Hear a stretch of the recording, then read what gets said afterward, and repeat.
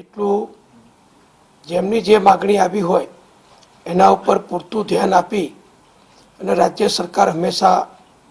મદદરૂપ થાય છે. રાજ્ય સરકારના બે મહત્વના કર્મચારીઓના એસોસિએશન, જેમાં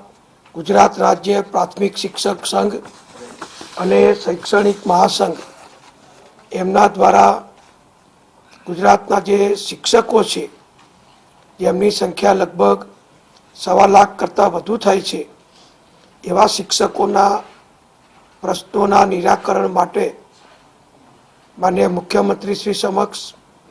માનનીય શિક્ષણ મંત્રી શ્રી ભૂપેન્દ્રસિંહ સમક્ષ અવારનવાર રજૂઆત કરવામાં આવતી હતી. નાણામંત્રી તરીકે મારી સમક્ષ પણ રજૂઆત કરવામાં આવતી હતી અને તાજેતરમાં શિક્ષકોએ આ બંને એસોસિએશન દ્વારા, યુનિયનો દ્વારા આંદોલન પણ કરવામાં આવેલું અને એ વખતે શિક્ષણ મંત્રી શ્રી ભૂપેન્દ્રસિંહજીએ દરમિયાનગીરી કરી અને બંને એસોસિએશનના યુનિયનોના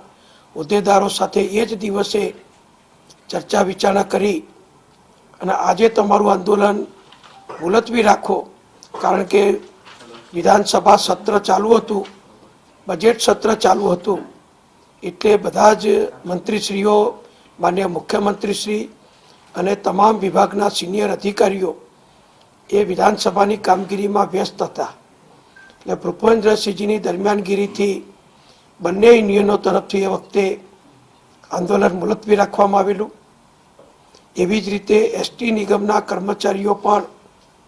એમના જે 3 યુનિયન છે, એ 3 યુનિયનો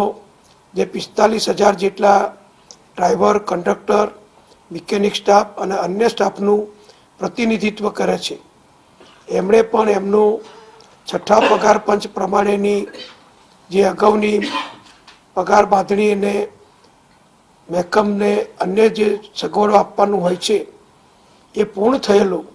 એટલે એને પણ 7મા પગાર પંચ સાથે જોડી એમને પણ 7મા પગાર પંચનો લાભ આપવામાં આવે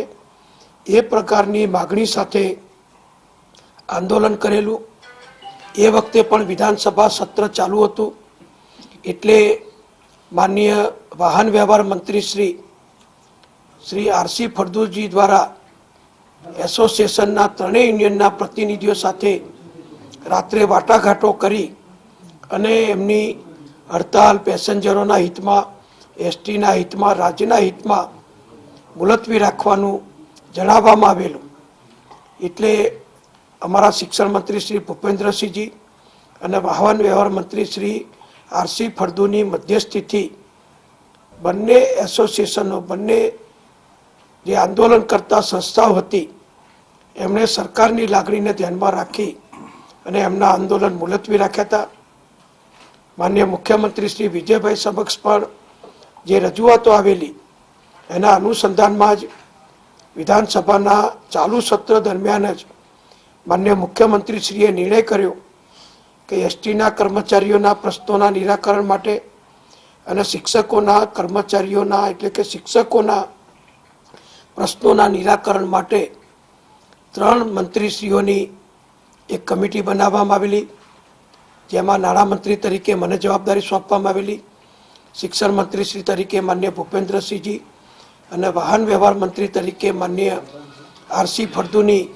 અમારા 3 મંત્રીશ્રીઓની આ કમિટીને મુખ્યમંત્રી શ્રી વિજયભાઈએ જવાબદારી સોંપી કે આ બંને